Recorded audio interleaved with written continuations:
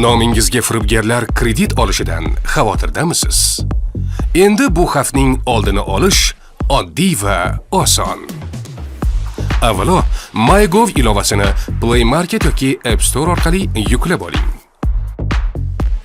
Ilovadan foydalanish bo'yicha maxfiylik siyosati bilan tanishib, buni tasdiqlang.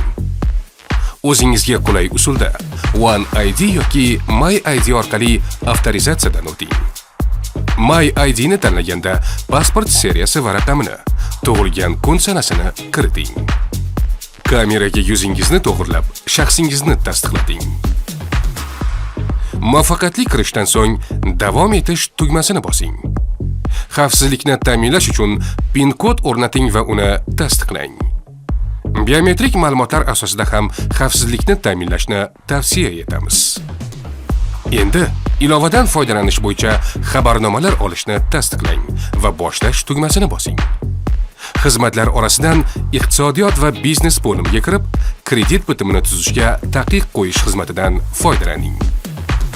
Bunda faollashtirish tugmasini bosgan zahoti ma'lumotlaringiz kredit bitimi tuzishi taqiqlangan shaxslar reyestriga kiritiladi. Istasangiz, xizmat natijasi bo'yicha ma'lumotnomani yuklab olishingiz mumkin.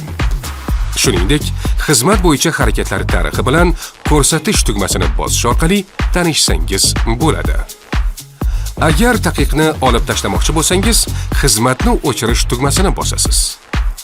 Xizmat faol holatda bo'lsa, hech kim nomingizga kredit rasmiylashtira olmaydi. my.gov.uz oson, tez va xavfsiz.